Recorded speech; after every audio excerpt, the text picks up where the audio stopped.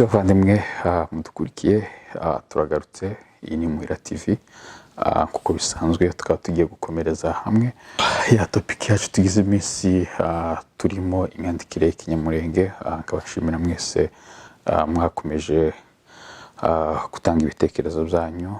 Shimira namwe mwese mukomeje kudukurikira. Turakomeje rero muri imyandikire y'ikinyamurenge kuko twabitangiye ushize twagarukiye kuri ke, tukaba tugiye gukomeza noneho kuri le.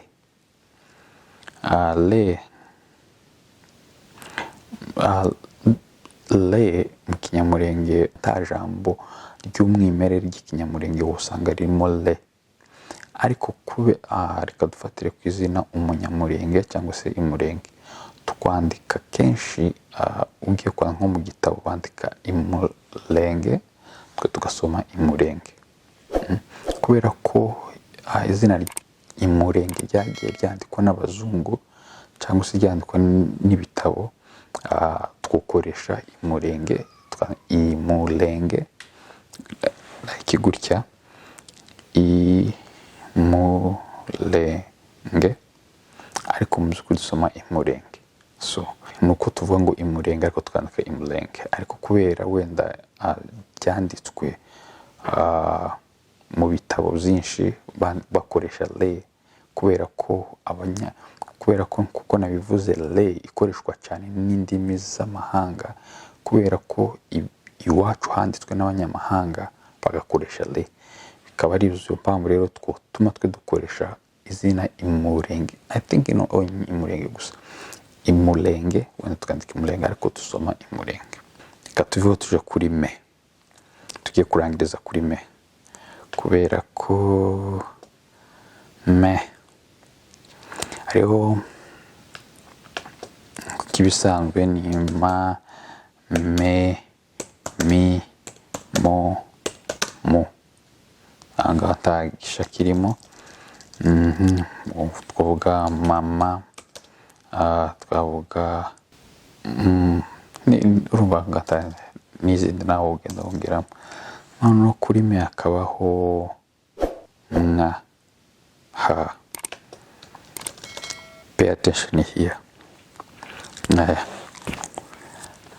Mwa uko dusanzwe twandika mwa mu by'ukuri siko mu kinyamurenge byandikwa. Mu kinyamurenge ugiye kubisoma wabisoma ngo ni mwa. Me nawe na uvuga ko ari mwa. Twaje kwandika ngo mwamikazi,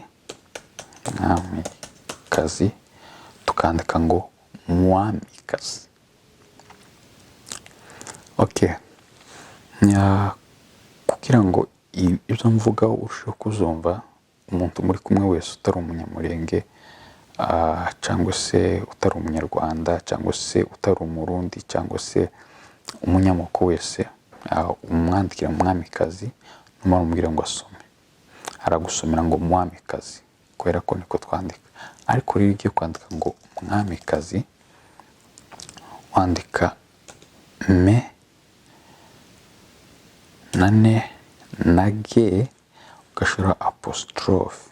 Iyi ni ugashiraho na a. Iyi niyo mwa. Ugiye kwandika rero mwamikazi uhita ushiraho mwamikazi. Mwamikazi murambabarira gukoresha izina ryanyu. Umwungeri, ngeri. Okay, mbasobanurira nuvuga ngo ne na ge n'aka kantu kari hejuru, iyi babyita nka. Uyivugira hano nka.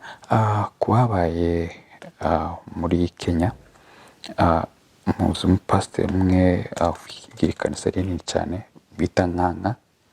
Muzarebe uburyo bandika izina rye, bandika gutya ngo nka, nkanga, nkanga, no nkanga, nkanga ni nka. None ufashe nka ugashiraho me. Ngaho fata nka, fata me ushiraho na nka. Nka noneho banza me. Nka biteba tegera neza. Nka none uteranyeho, fata me uteranyeho nka, ariyo ne nage n'akakantu.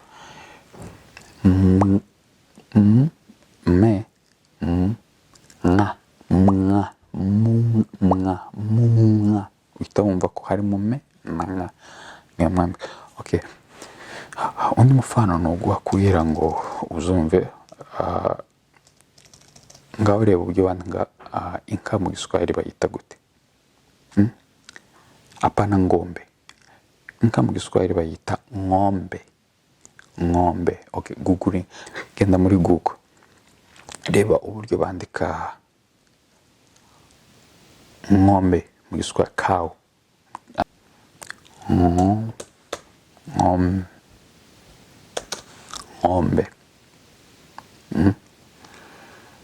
Ng'ombe reba uko yandika ng'ombe.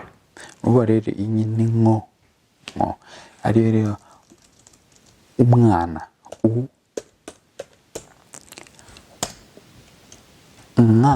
umwana umwuzukuru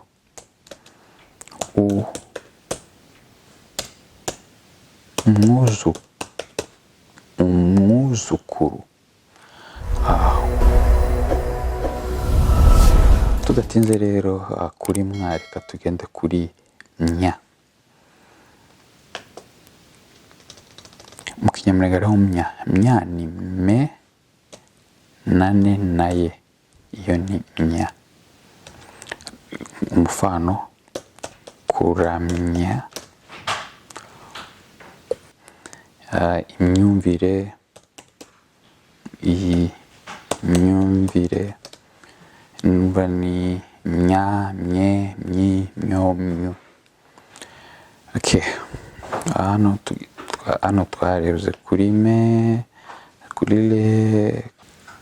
Okay, tudatinze rero reka dusozereze hano ikiganiro cacu.